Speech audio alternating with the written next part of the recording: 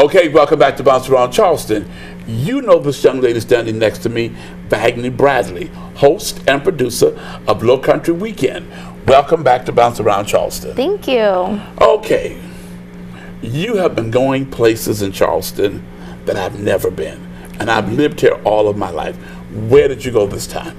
So I visited Drayton Hall, and it's a historic site. It's a plantation, and it took 360,000 handmade bricks to make this house. Wait a minute, how many bricks? 360,000 handmade bricks. And none of these sites and historic plantations and houses would be possible and would not have been built without enslaved labor. So that's a really important part of this, is when you visit these sites, just to remember the history that goes behind it. That yes, they're beautiful when you see them, the landscaping, the architecture, but none of this would be possible without enslaved labor right here in the Lowcountry. How does it make you feel when you walk in a place like that and you're hearing all of this history? It feels amazing, because it's like you're taking a step back in time and you look around and you're like, this is absolutely beautiful. But then it kind of gets you, because you're like, the people, some of the people, the enslaved that lived there, the slaves that lived there, they did not get to enjoy it the way the people that, you know, were not slaves lived there. So it's kind of just like, wow, this is a beautiful property. And I'm glad though that now a lot of these historic sites, they are mentioning the history of the enslaved, so that they're not forgotten. It's not, they're not hidden in the shadows. So would you encourage Charlestonians and our viewers to really go and check some of these places out?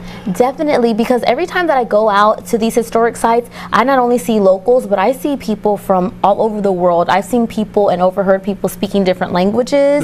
So these are sites that people from, not just from Charleston or the Lowcountry, but people from all over the world want to come see these historic sites and these plantations and learn the history, because it's an amazing history that should not be forgotten. Okay, well, why don't you set it up and let's get our viewers ready. What you all are about to see is Drayton Hall, and it's a historic site, and it's extremely important for us to remember that the enslaved helped build these beautiful homes, and to never forget about the history. Welcome to Lowcountry Weekend. I'm Bagney Bradley, and this is an amazing property. I'm here at the Drayton Hall and tour its significant history right here in the Lowcountry.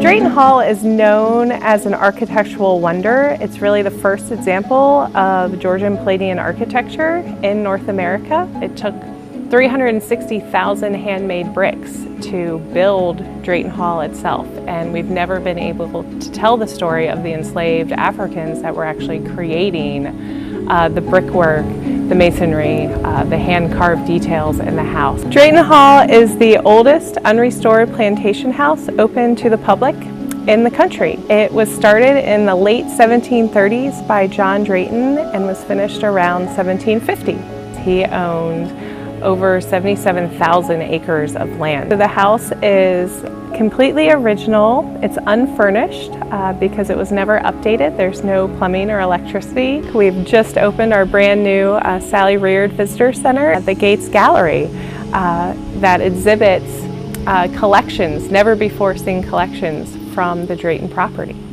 This house is a beautiful masterpiece, but it couldn't have been created without enslaved labor. Drayton Hall is truly a sight to see and experience.